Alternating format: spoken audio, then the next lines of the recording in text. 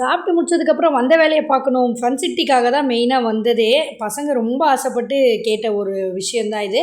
இங்கே வந்து கார்டு வாங்கிட்டு தான் நம்ம போனோம். கார்டோட ப்ரைஸ் வந்து ₹800. நம்ம எதில் வேணால் வந்து விளையாடிக்கலாம். அதுக்கப்புறம் கார் தான் விளையாடணும் அப்படின்னு சொல்லி சொன்னான். காரில் விளையாடிட்டு இருந்தான். அந்த கார் வந்து ரோட்டில் தவிர எல்லா இடத்துலையும் போயிட்டு இருந்துச்சிங்க.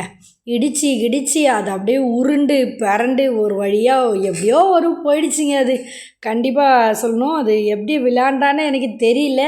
நம்மளே வந்து அவ்வளோ கண்ட்ரோலாக பண்ண முடியல. கொஞ்சம் நல்லா ஸ்பீடாக போகிற மாதிரி இருந்தது.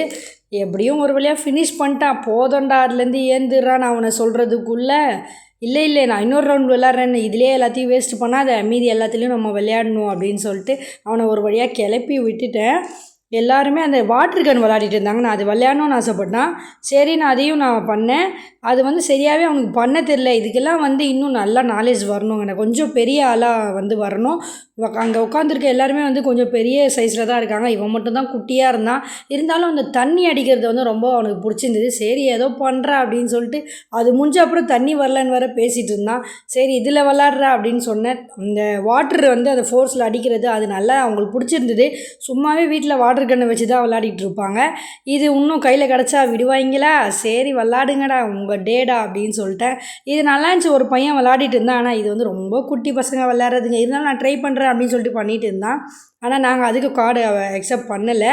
ஏன்னா வேஸ்ட் பண்ணக்கூடாதுல்ல. அவனுக்கு சும்மா தூக்கி விட்டு அதே ஆடுறா அப்படின்ட்டு. அப்புறம் ஃபிஷ்ஷில் வந்து கார்டு ஸ்வைப் பண்ணோம்.